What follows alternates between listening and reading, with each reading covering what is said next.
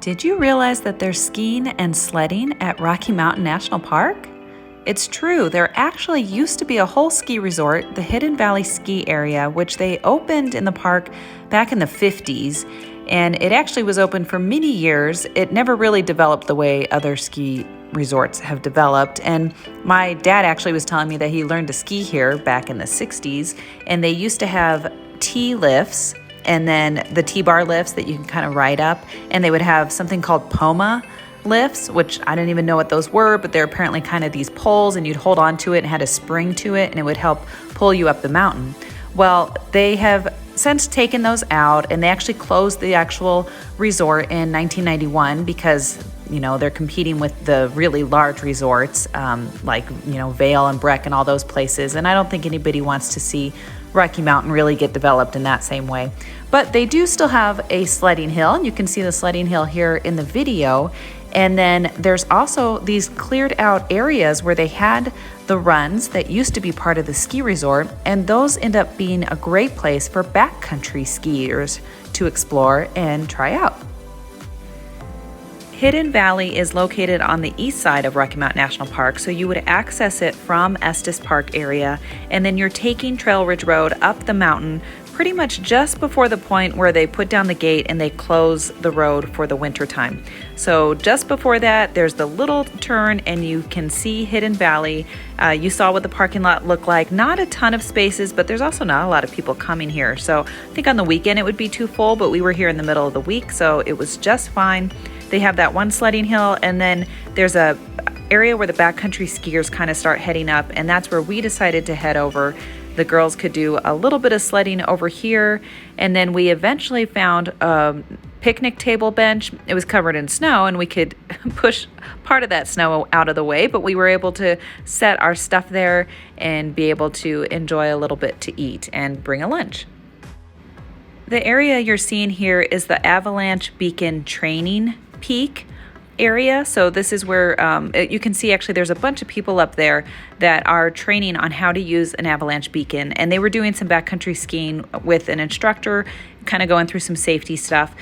We were here with our avalanche beacons as well, but we decided not to do any sort of practice runs and stuff because we didn't want to mess up what they were working on. You wouldn't necessarily need to have a beacon just if you're coming here to sled or you're just going to cross country here in this flat space right here. But Jeremy had his AT skis, so he put on skins and he was heading up the mountain to do some full backcountry skiing. And in those types of cases, it's good to always be totally prepared and have all the gear that you need to have and the training that you really need to have to make it a safe experience. And quite honestly, our kids even have to wear helmets when we go sledding or skiing, but we left them at home, so we let them just do some pretty mellow sledding.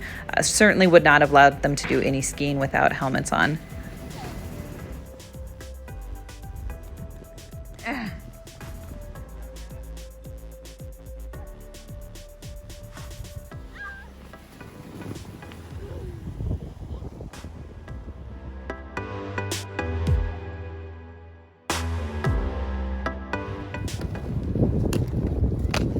There goes Jerry. He's got his skins on his skis, beacon on his chest, his avalanche pack on his back.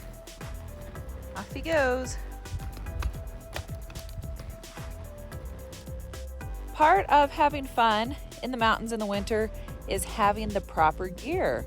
So you can see those people out in the distance are doing some backcountry skiing. Jeremy headed off up the mountain a few minutes ago.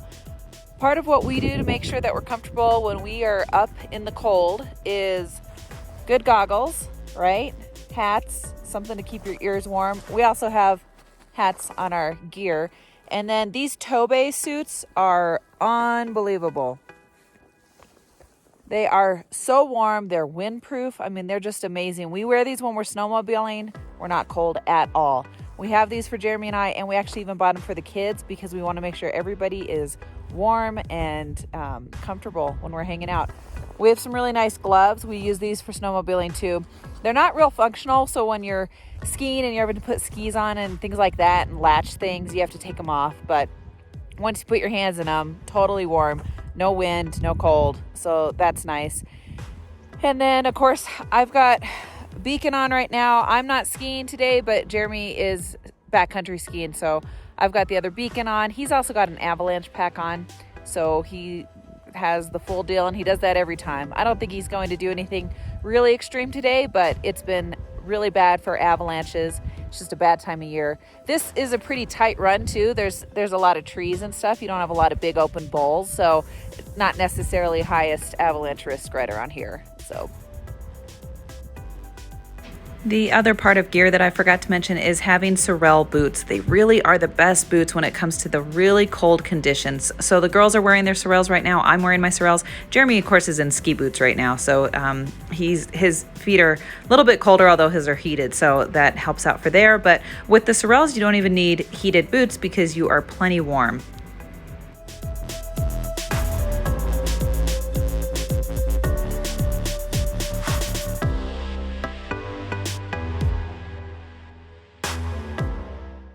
While you do have the entrance fee for the park, although technically nobody was actually at the ranger station when we came in, but they do check your passes to get into the park. But once you're in the park, there's no additional fee to actually come to this area. And I think that's why it's a great place that locals like to come.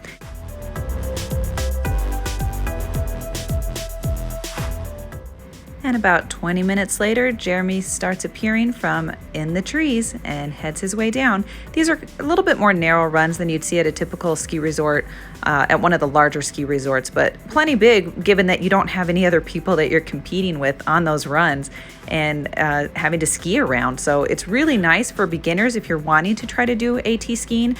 It's not very steep in some places, although you can hike up to where it does get really steep, but overall it's pretty nice. After this, we started heading down Trail Ridge Road and started heading out towards Bear Lake. The first place that you actually come to is Moraine Park. So you can see a little bit here of the Moraine Park area. There's also a really nice campground that is located here, and it's open year-round. And next we headed up to Bear Lake. Bear Lake is one of the most beautiful spots that you can hike around in Rocky Mountain National Park. And it's nice because they have a trail that goes all the way around it. It's a good one for families. During the summer and the fall months though, it gets really crowded. So it's difficult to go here. You actually often have to take a shuttle bus in order to get up here because the parking lot fills up so quickly. But during the winter months, it's nice because there's not a lot of people and it's still a pretty sizable parking area.